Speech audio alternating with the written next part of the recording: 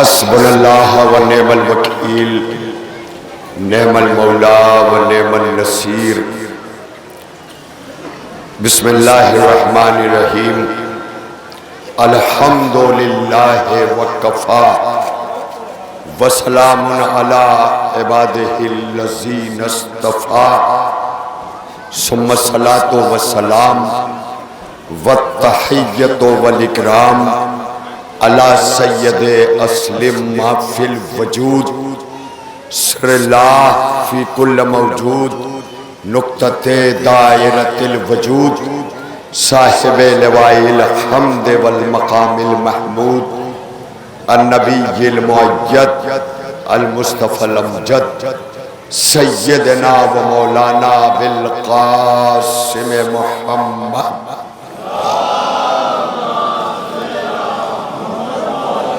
وعلى اہل بیتہ الطیبین الطاہرین اما بعد فقد قال رسول اللہ صلی اللہ علیہ وآلہ وسلم حسین منی وانا من الحسین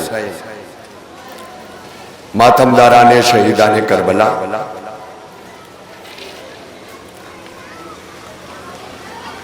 انجمن ہے ماتمی دور دور تک گھر کے آرام کو ترک کر کے شاہراہوں کے نشستوں پر بنام کربلا بیٹھ جانے والی ہماری وہ مائیں وہ بہنیں وہ بچیاں جو محرم آتے ہی اپنی چوڑیاں توڑ کر اس بات کا احساس دلاتی ہے کائنات کو کہ ہمارے لیے حسین سے بڑا عظیم اور عزیز کوئی نہیں ہے۔ اس دستور کو نوجوانوں کو چاہیے کہ جب ان کی بہنیں ان کی مائیں ہاتھوں کی چوڑیاں توڑتی ہیں تو فقط ایک رسم نہیں ہے، یہ ایک عمل ہے جس عمل کو دیکھ کر گھر کا بچہ پروان چڑھتا ہے، اور جب وہ جوان ہوتا ہے تو اس کے اندر وفا بیدار ہوتی ہے، اور جب وفا بیدار ہوتی ہے تو بہن کی حیا کا محافظ بنتا ہے۔ تھوڑا ادھر کے تماشے روک دیں، کوئی صاحب بڑھ کے، یہ بچے چونکہ بچے ہیں ادھر ہی دیکھیں گے، حالانکہ یہ وقت اس وقت میرا نہیں تھا، انجمن ماتم کر رہی تھی، میں ممبئی سے اس وقت 2 عشرے خطاب کر رہا ہوں، یہاں آ کر صبح 8 بجے نکل کر سلطان پور میں خطاب کرتا ہوں، 4 بجے واپسی ہوتی ہے، 4 سے 7 آرام کرتا ہوں، مغرب کے بعد سے پروگرام ہوتے ہیں، پھر 10 بجے بڑے امام باڑے پر بیٹھتا ہوں۔ جس دن آرام رک جاتا ہے شب کی مجلس فزیکلی طور پر متاثر ہوتی ہے، مگر میں شکر گزار ہوں آپ سب کا کہ آپ نے یہ محبتیں جو دی، بنام کرب و بلا حسین ابن علی کے ایسے ذاکر کا انتخاب اور اسے سننے کا اشتیاق صرف اس لیے کہ وہ حق گو ہو، حق پرست ہو، حق پسند ہو، اپنے مفاد کو قومی مفاد پر ترجیح نہ دیتا ہو بلکہ اپنے مفاد کو چھوڑ کر قوم کے مفاد کے ساتھ کھڑا ہو۔ یہی کربلا ہمیں 10 دن تک آ کے سکھاتی ہے، اور پھر کربلا ہماری بالی سے چلی جاتی ہے مگر ہمارے ذہنوں میں حسین چھوڑ جاتی ہے، ہمارے دلوں میں حسین کی محبت ہوتی ہے، اور ہمارے ذہنوں میں یہ 10 دنوں کربلا حسین چھوڑ جاتی ہے، اور جب ذہنوں میں حسین ہوتا ہے تو وہی تصور میں عباس ہوتا ہے، اور جب تصور میں عباس ہوتا ہے تو ابھر کر حیا آتی ہے، ابھر کر وفا سامنے آتی ہے، اور وہ وفا بتاتی ہے کہ ایک بھائی کا بھائی کے ساتھ زندگی میں کردار کیا ہونا چاہیے، اور یہی کردار بتانے کے لیے میرے نوجوانوں تھوڑا سا میری طرف دیکھتے رہو. اور مجھے خوشی ہے کہ میرا سب سے بڑا ہدیہ یہی ہے کہ میرے سامنے اس وقت نوجوان بیٹھے. آج ڈاکٹر صاحب ظاہر ہے کہ انہی نوحہ خانوں انہی ماتم داروں کے بیچ سے اٹھ کر یہ بتا رہے ہیں کہ تمہیں حسین کی عزاداری کائنات میں ممتاز بناتی ہے تاکہ ہر شعبہ حیات میں جا کر اپنی کمندیں ڈالو.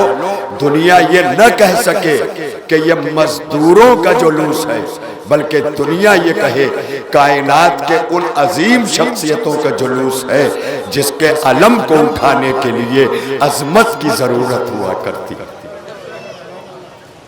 ابھی ماشاءاللہ ہمارے وطن کے بچے میڈیا سوشل میڈیا پر، میری نگاہ بمبئی میں رہ کے بھی بنی رہتی ہے اپنے وطن پر. میرے لیے جعفر آباد، نگپور، مصطفیٰ آباد سرحد نہیں ہے، میرے لیے یہ محلے نہیں ہیں، میرے لیے یہ میرا وطن ہے. میں جس آنگن میں چاہوں کھیلوں، اور یہی تصور لے کر حسین کے عزاداروں کو بھی جینا ہے. اور جس دن یہ تصور آ گیا اس دن قوم کے شریروں کو شر پھیلانے کا موقع نہیں ملے گا. اور حسینیت آتی اسی لیے ہے جو شرارت کو کچل کر وفا کا پرچم نصب کر دے. یہ ضروری ہے. آپ کی نگاہوں کے سامنے، ماتم داروں کے سامنے، عباس کا علم اٹھانے والوں کے سامنے، چند ذاتی مفاد کے سیاست کے پروردہ اپنے مفاد کی خاطر ان جلوسوں کو اپنے سیاست کی رخ کی طرف موڑنے کی کوشش کر رہے ہیں. تم اتنی بڑی طاقت ہو، کسی سیاستداں کے پیچھے نہ مڑو، بلکہ جس طرف مڑ جاؤ سیاست تمہارے پیچھے ہاتھ جوڑ کر آئے.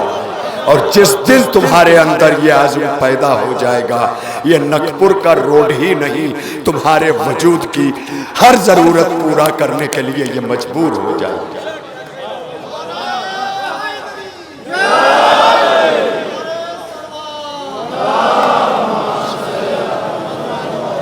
حسینیت کیا ہے؟ بے چینیوں کے ماحول کو امن میں تبدیل کرنے کا نام حسینیت. حسینیت کیا ہے؟ جہاں حقوق پامال ہو رہے ہو وہاں حق دلانے کی صحیح کرنے کے لیے سینہ سپر بن جانے کا نام حسینیت ہے. یہ ساری چیزیں ہیں. ہمیں حسین کے غم کا انتظار اس لیے کرنا چاہیے کہ اگر انسان بھر میں کسی سے انبن ہو گئی ہے تو جب حسین کے غم کا زمانہ آئے گا تو وہ غم ہمیں اسی طرح ملا دے گا جیسے آنسو یعقوب کو یوسف سے ملاتے ہیں، آنسو لیلا کو علی اکبر سے ملاتے ہیں. یہ ہونا چاہیے. یہ کون سی عزاداری کہ جہاں بچھڑے ہوئے کو ملانے کے لیے عزاداری ہو وہاں اپنے ہی بیگانے ہو جائیں. یہ دیکھیے بکریاں ہیں، بڑی بیچاری ہوتی ہے. تاریخ میں لکھا ہے نا، ارے کوئی ایک صاحب اٹھ کے ہٹا دیں، سب دیکھ کیا رہے ہیں. یہ تو قرآن تک کھا جاتی ہے. ہاں تاریخ میں ہے کہ نہیں ہے. وہ گھر جانا چاہتی ہیں، آپ اسے بے گھر نہ کریں. اور لائیو جو ہے وہ ہو رہا ہے انٹرنیشنل طور پر. مگر اتنا میں ضرور کہہ سکتا ہوں کہ وقت مجلس ان کا آنا اس بات کی دلیل ہے کہ جانور تک اپنے اعتبار سے حسین کو خراج دینے آتے ہیں. وہ لوگ جو آج دور رہتے ہیں وہ ان جانوروں سے بھی بدتر ہیں جنہیں حسین کی خبر نہیں. اور حسین کی خبر ہو کیسے؟ میں نے تو چاہا تھا کہ یہاں یادوں کے چوراہے پر سیاہ پرچم ہر طرف بلند ہو، لیکن ہم میں کوئی ایسا قداور ہی نہیں ہے جو یادوں کے چوراہے پر کھڑا ہو سکے. تو مجھے افسوس ہوتا ہے کہ وہ عزاداری جو پال کر سلیمانی بناتی ہے، پال کر رئیسی بناتی ہے، پال کر خامنائی بناتی ہے، وہ عزاداری جو پال کر خمینی بناتی ہے، یہ عزاداری ہے. اس کے علاوہ کوئی طاقت نہیں. اگر آپ یہ سوچیں ہماری عزاداری سے کیا ہوگا تو خدا کی قسم اسی عزاداری سے یزیدیت کا تختہ پلٹا ہے. اور ابھی 40 برس پہلے آیت اللہ خمینی نے خدا کی قسم شاہ کا تختہ جب پلٹا ہے تو یہی کہا ہے کہ ہم یہ کبھی نہ کر پاتے مگر ہمارے دامن میں عاشورہ تھا, ہمارے دامن میں محرم تھا, ہمیں یہ طاقت عاشورہ اور محرم نے دی ہے. تو آیت اللہ خمینی نے کہا جن کے پاس عاشورہ اور محرم ہوتا ہے وہ مقدر پہ رویا نہیں کرتے, مقدر کو بدلا کرتے ہیں. یہ ہے عزاداری. خالی آنسو نہیں ہے, عزاداری آنسو بھی ہے, عزاداری احتجاج بھی ہے, عزاداری نصرت بھی ہے. یعنی یہ عزاداری جو آج ہم کر رہے ہیں یہ 1400 برس پہلے کی گونجی ہوئی جو صدا ہے, حل من ناصر ینصرنا, کون ہے جو میری مدد کرے. مدد کا مطلب کیا گلا کٹانے سے حسین بچنا چاہتے تھے جو مدد کے لیے پکار رہے تھے؟ نہیں, حسین تو گئے تھے گلا کٹانے کے لیے. دراصل مدد کا مطلب یہ تھا کہ تم جس زمانے میں بھی پیدا ہونا میرے مقصد کو پہنچاتے جانا, میرے ناصروں میں شمار ہوتے جانا. یہ ہے نصرت حسین جو آج فلک پر چاند محرم کا نمودار ہوا.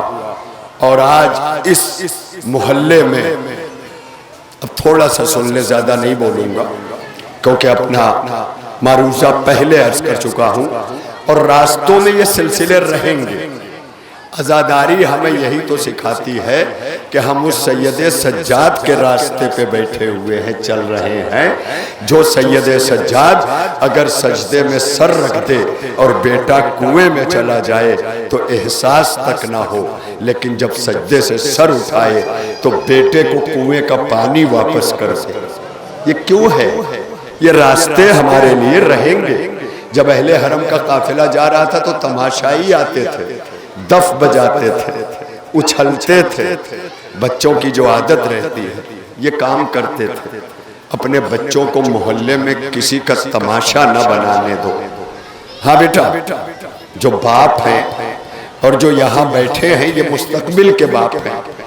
ابھی سے طے کرو کہ تمہیں اپنی نسلوں کو کہاں لے جانا ہے, کیونکہ علی نے عباس پانے کے لیے ماں ڈھونڈا تھا اور ماں کا انتخاب کیا تھا. یہ نوجوان نسلوں کو سمجھانے کے لیے کہ بھائی عقیل جاؤ ایک ایسی خاتون کو تلاش کرو جو میرے حسین کو کربلا کے لیے عباس دے سکے. تو کیا کام کیا تھا؟ ماں ڈھونڈا تھا. اس کا مطلب کائنات میں با کردار مائیں تلاش کر کے بیوی بنا کر کے لاؤ. بیوی تو سبھی ماں بنتی ہے لیکن اسے بیوی بنا کے لاؤ جس کے اندر مامتا اور مادرانہ علم اور شعور پہلے سے ہو. جیسے بی بی فاطمہ کے لیے پیغمبر نے کہا تھا فاطمہ تو میں ام ابیہا, فاطمہ اپنے باپ کی ماں ہے. اس کے پیچھے یہ راز بھی چھپا تھا کہ فاطمہ بچے کی ولادت کے بعد بننے والی ماں نہیں ہے. فاطمہ اس ماں کا نام ہے جو حسین سے پہلے اسلام پال رہی تھی. یہ ہے.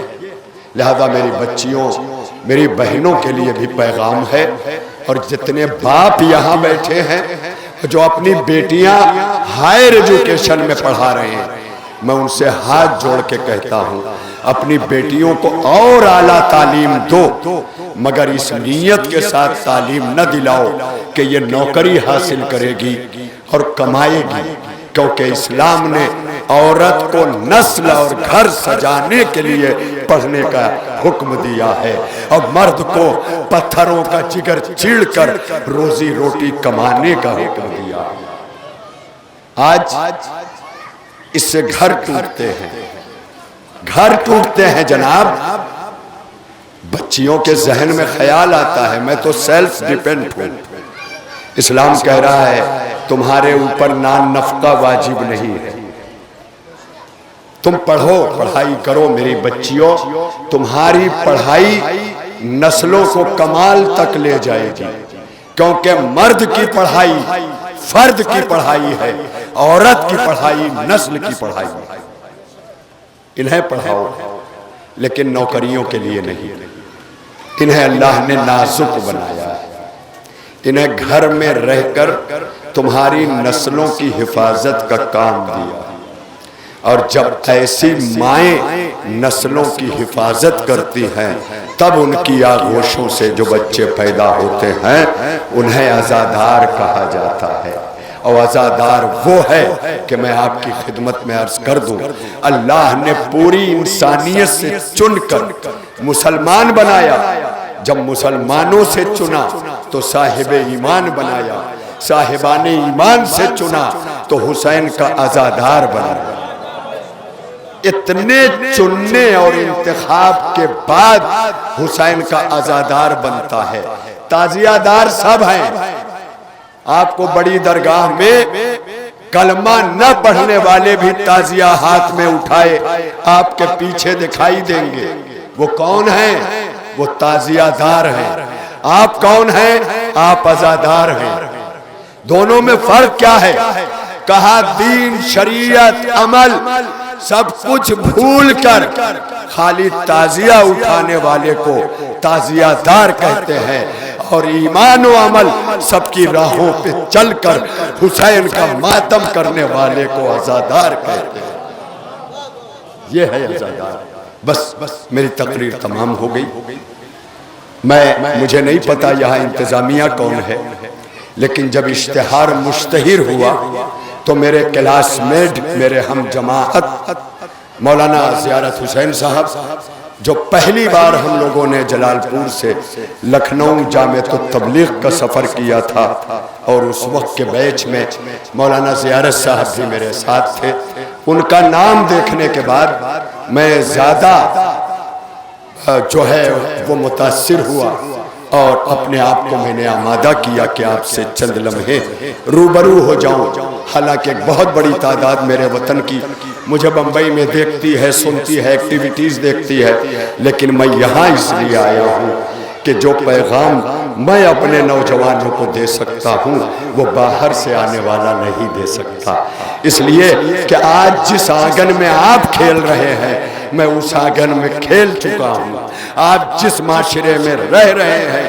میں اس معاشرے میں رہ رہا ہوں، اس لیے آپ کو خطروں سے آگاہ کر رہا ہوں۔ جاہل اور بوڑھی قیادتوں کے پیچھے نہ چلنا، عزاداری اور علم کے پیچھے چل کر یہاں پہ ملنے والی پڑھی لکھی شخصیتوں کو اپنا نمائندہ بنا۔ یہ بس آخر میں ایک جملہ اور کہوں کہ دو طلب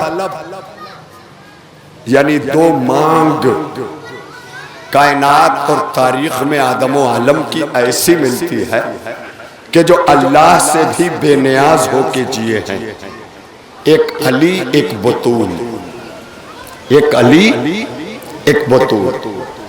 علی نے ہمیشہ دیا، مانگا کچھ نہیں، کوئی بات نہیں، رہنے دے، یہی اس کو بھی یہ احساس ہے اور یہ سامنے رہے گا تو شاید ہمیں وفا نگاہوں کے سامنے رہے گی۔ جانوروں کی وفا اپنے آقا کے ساتھ کیا تھی، یہ ذوالجناب ہے۔ جب کوئی نہ رہ گیا تھا اپنے پاؤں کو اٹھا کر اپنی سموں سے حسین کا دفاع کرتا تھا، ڈیفینس کرتا تھا۔ یہ سب چیزیں دیکھنے کی ہیں، مگر دیکھ کے آنکھیں بند کرنے کی نہیں ہیں بلکہ سوچنے کی۔ اسی لیے کعبہ اور کربلا میں جو سب سے بڑا فرق ہے وہ یہ ہے کہ کعبہ ذکر کی جگہ ہے، کربلا فکر کی جگہ ہے۔ یہی وجہ ہے کہ کعبہ جانے والوں میں کوئی حر نہیں ملا لیکن کربلا پہنچنے والوں میں حر ملا، اور جب حر ملا تو حر نے بتایا کہ 1 گھنٹے کی فکر کا نتیجہ ہے حسین تک پہنچنا۔ یہ بس میں پڑھ چکا، میں فقط آخری بات کہہ رہا تھا کہ بہت توجہ سے آپ سن رہے ہیں، اس لیے میں نے کچھ باتیں بڑھا دی.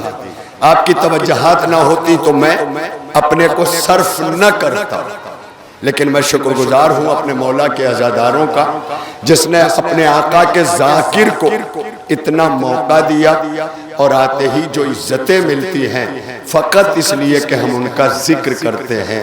تو میں سوچتا ہوں کہ واقعی ہمارا آقا اگر ہمارے درمیان آ جاتا تو کیا ہوگا. اب سنیں، عباس اس طلب کا نام ہے علی کی جو علی نے اپنے لیے نہیں مانگا، حسین کے لیے مانگا. اور طلب میں بھی بڑا ڈیفرنس ہے. میں یہاں آیا، آنے کے بعد میں نے ڈاکٹر صاحب سے کہا مجھے 1000 روپے کی ضرورت ہے، آپ مجھے دے دیں، میں آپ کو واپس کر دوں گا. تو یہ میرا اپنے لیے مانگنا ہوا. جب میں یہ مانگ لوں گا تو ڈاکٹر صاحب بڑے ہو جائیں گے اور میں چھوٹا ہو جاؤں گا. اسلام کہتا ہے جب تک ضرورتیں پوری ہوتی رہیں مانگ کر چھوٹے نہ ہوا کرو. یہ انسان خود چھوٹا ہو جاتا ہے. گھر میں ناکارہ اگر بڑا بھائی ہے اور چھوٹا بھائی کما کے گھر چلانے لگے تو یہ چھوٹا ہو کے بھی بڑا ہو جاتا ہے، کیونکہ کھلا رہا ہے. بس بیٹا دیکھیں، یہ اصل میں لائیو بھی ہے، اس کے لیے میں کوشش کر رہا ہوں کہ بڑی توجہ. آخری بات دیکھیں، جہاں مجھے اپنی بات سمیٹنا ہے، اب آپ اگر چاہیں ادھر ہو جائیں تو میں بیٹھ جاؤں، اور اگر چاہیں کہ 2-4 منٹ میں اور آپ کا صرف کروں، یہی بیٹھ جاؤ. ماشاءاللہ مل کے سارے.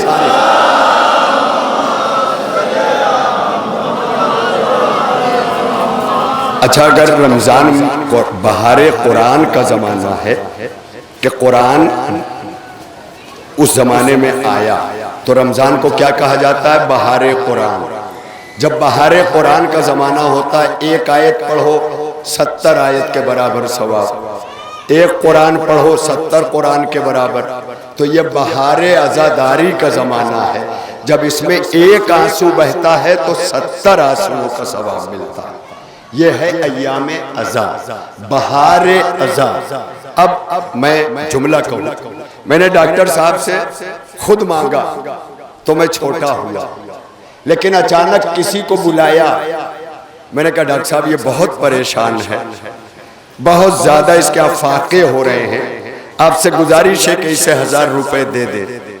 تو اب میں چھوٹا نہیں ہوا، کیونکہ میں نے اپنے لیے نہیں مانگا، بلکہ میرا قد ان کی نگاہوں میں اور بھی بڑھ گیا کہ مولانا اگر دے نہیں سکتے تھے تو اس کی مدد کے لیے مجھ تک چل کے آئے ہیں. اسی کو کہتے ہیں دامے درمے قدمے سخنے، ہے نا، چل کے آئے ہیں. تو اب چھوٹا نہیں ہوں گا میں. کیوں نہیں ہوں گا؟ اس لیے نہیں ہوں گا میں چھوٹا کیونکہ میں نے اپنے لیے نہیں مانگا ہے، کسی اور کے لیے مانگا ہے. علی نے اس نزاکت کو سامنے رکھ کر اللہ سے عباس مانگا تاکہ اللہ اور مشیت کی آنکھوں میں آنکھیں ڈال کر علی کہہ سکے مالک اپنے لیے تیرے علی نے نہ کل مانگا تھا نہ آج مانگا ہے، ہاں حشر کے میدان میں اپنوں کی شفاعت مانگے. تو جسے علی مانگے، اب میں چھوٹا کر دوں جملہ، جسے علی مانگے اللہ سے اسے علمدار کہتے ہیں، اور جسے فاطمہ مانگے اللہ سے اسے عزادار کہتے ہیں. کون روئے گا؟ بیٹا اگر اس وقت ٹھہرنا مشکل نہیں ہے تو تھوڑا سا راؤنڈ پر لے جا سکتے ہو، کیونکہ یہ جانوروں کی ضرورت ہے، اس کی مرضی سے چلایا جاتا ہے، اپنی مرضی سے نہیں چلایا جاتا. یہ شبیہ ذوالجناح ہے 1400 برس پہلے، لیکن جو اس کی فطری ضرورت ہے آپ اسے نہیں روک سکتے، نہ شریعت نے روکا کہیں. بس آخری بات جو آپ تک کہوں کہ آج 4 محرم ہے اور یہ 3 کا جلوس ہے.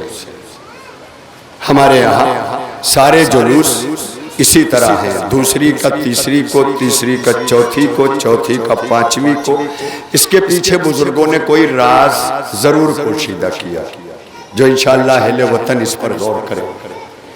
جب 3 تاریخ آئی ہے نا تو حسین کے خیمے کربلا میں نصب ہو، 2 کو پہنچے ہیں، 3 تاریخ کو نصب ہوئے خیمے کو ہٹانے کا حکم دیا جا رہا ہے۔ یہ ساری چیزیں آپ سوچئے نا، اس فوج کے سامنے جس میں عباس جیسا غیرت دار بھائی ہے، جسم کی جوانی کروٹ لے رہی ہے، ایسا بیٹا علی اکبر ہے جو عنفوان شباب کی سیڑھیاں طے کر رہا ہے، ایسا بھتیجا قاسم ہے جو اطفال کا فخر ہے، ایسے اون و محمد جیسے بھانجے ہیں۔ اور یہی وہ تاریخیں ہیں کہ زینب دیکھ رہی ہیں، خیمے بھی ہٹ رہے ہیں اور فوجوں پہ فوجیں جمع ہو رہی ہیں پرچم لے لے کر۔ اسی پہ زینب نے ایک مرتبہ حسین کے قریب آ کے کہا، بھیا کیا کوئی آپ کا نہیں ہے کہ جسے آپ بلا لیں؟ زینب کی اس فرمائش پر حسین نے خط لکھا اور وہ خط حبیب ابن مظاہر کو لکھا۔ جب حبیب کو حسین نے یہ خط لکھا، آپ نے سنا ہے کہ حبیب یہ خط پاتے ہی کربلا کی طرف روانہ ہو گئے، اور کربلا کی طرف جب حبیب چلے ہیں، 70 برس کا سن، بھویں لٹکی ہوئی، اٹھا کر پیشانی پہ باندھا، اور جب نصرت حسین کا جذبہ لے کر حبیب گھوڑے پہ بیٹھے تو جذبہ نصرت میں بوڑھے حبیب کا جو حال ہے وہ تاریخ جانے، مگر حبیب کے گھوڑے کی رفتار ایسی ہے کہ گھوڑے کا سینہ زمین میں مس ہو رہا ہے۔ اس رفتار سے نصرت حسین کو حبیب آئے۔ جب گھوڑا رکا ہے، کہیں سے عباس لگام پکڑ رہے ہیں، کہیں سے علی اکبر گھیرے میں لے رہے ہیں، حبیب اترے۔ جانتے ہو جب حبیب کو لے کر حسین بیٹھے ہیں تو ایک آواز آئی کانوں میں، حبیب تو بڑا خوش نصیب ہے، تجھے علی کی بیٹی نے سلام کہا ہے۔ جانتے ہو یہ کون ہے؟ یہ فضہ ہے در خیمہ پر جس نے زینب کا سلام پہنچایا ہے۔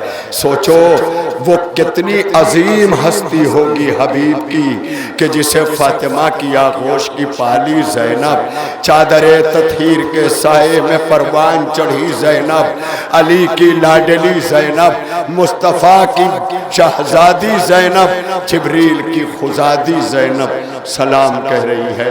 اور اس سلام پر حبیب نے سمجھ لیا کہ میرا حسین کتنا مجبور ہے، اسی لیے ماتم کر کے کہا، آج عطرت اطہار پر وہ دن آ گئے ہیں کہ شہزادیاں غلاموں کو سلام کریں۔ حبیب نے یہیں سے سمجھ لیا، پورا جائزہ لے لیا، اور جب شب عاشوراء آئی ہے تب تک حبیب نے اصحاب حسین کی سربراہی کی۔ بس میں پڑھ چکا، بہت روئیں گیا کیونکہ یہ الوداعی تقریر ہے۔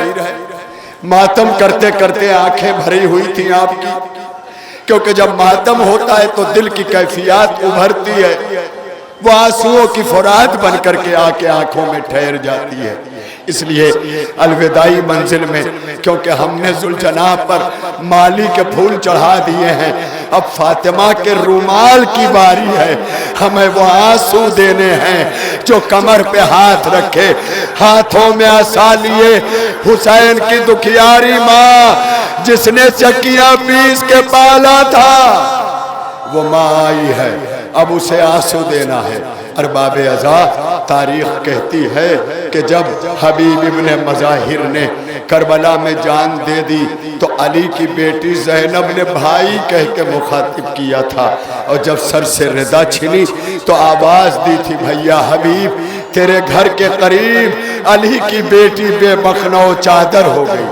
فاطمہ کی بیٹی کا پردہ چھن گیا۔ اور تاریخ بس جہاں میں آپ کو لا کے روکنا چاہتا ہوں وہ یہ ہے کہ 11 محرم کو جب شہیدوں کے سر نیزوں کے اندر رکھ کر، نیزوں پر رکھ کر جلوسوں کی شکل میں چلے ہیں، تو یہ قافلہ جا کر کوفے رکا۔ کوفے کے باہر جب یہ قافلہ رکا تو جانتے ہو کوفیوں نے کیا سلوک کیا؟ کوفیوں نے جو سلوک کیا وہ بعد میں کیا۔ کوفیوں کی چھوٹی چھوٹی اولادیں جو نجس غذا کے پلے ہوئے تھے، جو حرام کی روزیاں شکموں میں لے کے پلے تھے، وہ بچے ہاتھوں میں پتھر لے لے کے دوڑے اور شہیدوں کے سروں کو نشانہ بنانا شروع کیا۔ ارباب ازا اتنے میں پیچھے سے ایک چیختا ہوا بچہ آیا، کیا کر رہے ہو تم، کیا کر رہے ہو؟ آگے بڑھا تو دیکھا ایک بچہ ہاتھ میں پتھر اٹھا کر حسین کے سر کو نشانہ بنانا چاہتا ہے۔ اس بچے نے اس کی کلائی پکڑی، کہا تجھے شرم نہیں آتی؟ بغیر بدن کا سر ہے، تازہ لہو بہ رہا ہے، نوکے نیزہ پہ ہے، تو پتھر مار رہا ہے۔ یہ کہہ کے پتھر چھینا۔ جانتے ہو کیا ہوا؟ حسین کا جو سر سب سے آگے چل رہا تھا نا، اس کے پیچھے ایک سر بلند ہوا، نیزے پہ اٹھا اور اٹھ کر جانتے ہو کیا کہا؟ میرے لال تیرا شکریہ، میرے لال تیرا شکریہ۔ جب یہ جملہ اس بچے نے سنا تو کہتا ہے اے شہادت کے بعد کلام کرنے والے، اتنا بتا دے کہ تو کون ہے، کیونکہ میرا بابا کہتا تھا شہید زندہ ہوتا ہے، بتا کہ تو کون ہے۔ ایک مرتبہ سر سے آواز آئی، اے میرے یوسف، تو نے نہ پہچانا میں تیرا بابا حبیب ابن مظاہر ہوں، ارے خون سے آٹے چہرے سے تو نے نہ پہچانا۔ اے بیٹا تیرا شکریہ، کیونکہ جس آقا کو بچانے تیرا بابا کربلا گیا تھا، تو نے اسی آقا کے سر کو بچایا۔ اے میرے لال، تو نے میری تربیت کا حق ادا کر دیا۔